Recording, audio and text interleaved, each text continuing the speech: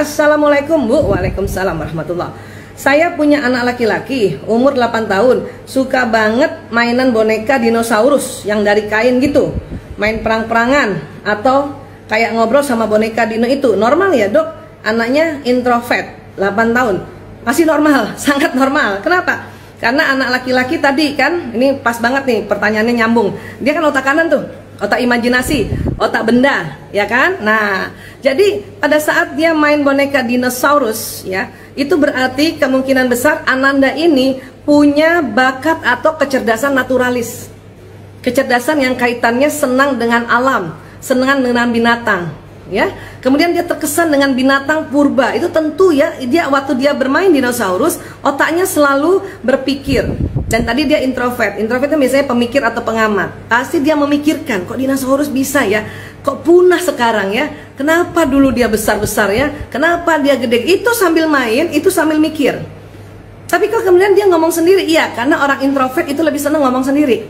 Jangankan introvert masih kecil, introvert udah gede aja, itu senang ngomong sendiri. Kenapa? Pemikir. Makanya dia senang bermain bersama bendanya. Dia bicara. Ya, itu nggak apa-apa, itu sekalian dia mengeluarkan, dia belajar untuk mengungkapkan kata-kata lewat dia bermain seperti itu, ya. Jadi kalau ditanya normalkah, itu normal, pakai banget, ya, insya Allah ya. Tapi saya tadi tambahkan penjelasannya kenapa disebutnya normal, oke? Iya. Baik, berikutnya siapa nih?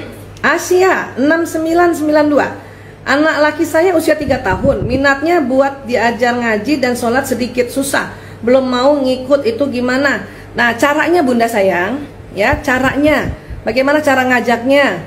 Ingat ya, tadi kan anak laki-laki 0 sampai 6 tahun, otak kanannya yang berkembang duluan. Ya, kanan apa tadi? Ayo, kanan itu apa? Ya, benda, apalagi warna, apalagi musik, apalagi teknologi, imajinasi, hayalan, visualisasi, ya, gerakan. Coba deh, ajak dia ngaji dengan cara-cara itu. Ya, caranya gimana? Pakai gadget lah. Itu umur berapa tadi? 3, sudah boleh kan di atas 2 tahun pakai gadget. Caranya supaya apa? Karena kenapa gadget itu disenangi orang, terutama disenangi anak, dan terutama disenangi juga anak laki-laki? Karena dalam gadget ada suara langsung, ya, ada warna, ada gambar, gerak, teknologi. Dan laki-laki otak kanannya sedang yang dominan, itu makanya dia cocok banget. Ya, ajarin. Ya, Bunda aku mau main, ngaji dulu ya, di gadget juga kok ngajinya. Ayo di gadget juga. Ya, atau sambil loncat-loncatan. Ya, di Arab Saudi itu, di Mesir, anak-anak kecilnya diajarin ngaji itu nggak duduk manis. Anak laki-laki nggak sanggup duduk manis. Kenapa? Otak kanannya berkembang, otak gerak. Maka dia akan apa? Dia akan loncat sana, loncat sini. Ya sudah, kita juga ya bantu temenin ngaji, temenin dia hafal Quran sambil loncat sana, loncat sini. Ya, kenapa? Apalagi kalau dia cara belajarnya, gaya belajarnya kinestetik yang harus gerak. Yang semua saraf-saraf tangan dan kakinya harus gerak.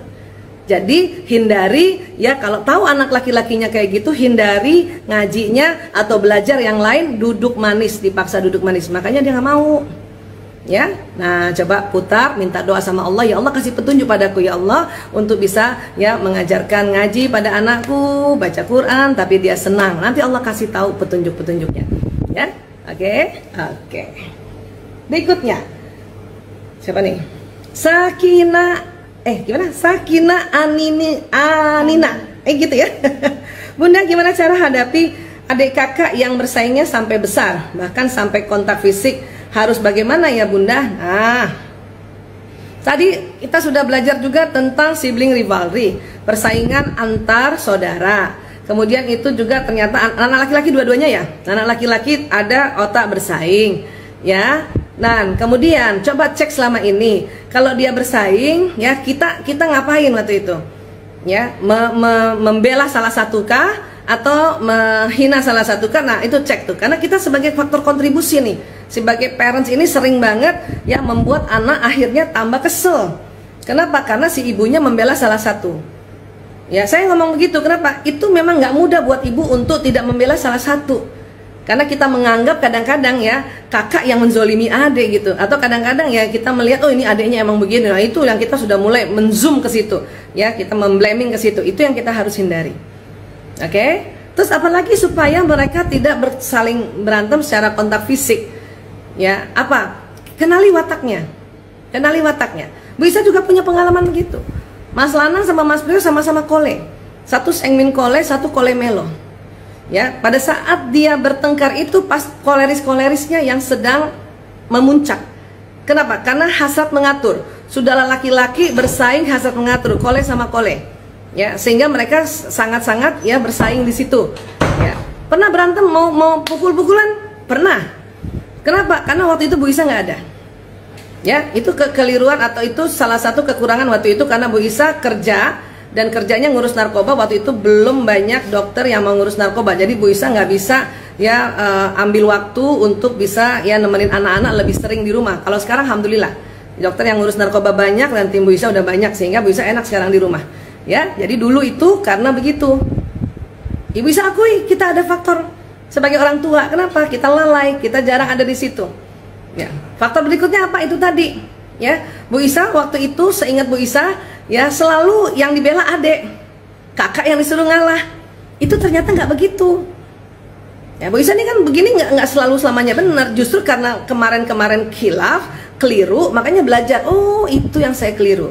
Untuk itulah Bu Isa sharing kepada teman-teman, sahabat-sahabat, apalagi kalau ibu-ibu masih muda, ya, karena Bu Isa juga mendapatkan bahwa oh kalau kita belajar, kita perbaiki, kita minta maaf sama anak-anak, kita perbaiki lagi, makin cakep. Dan sekarang mereka sangat kompak, sangat saling mensupport dengan watak masing-masing.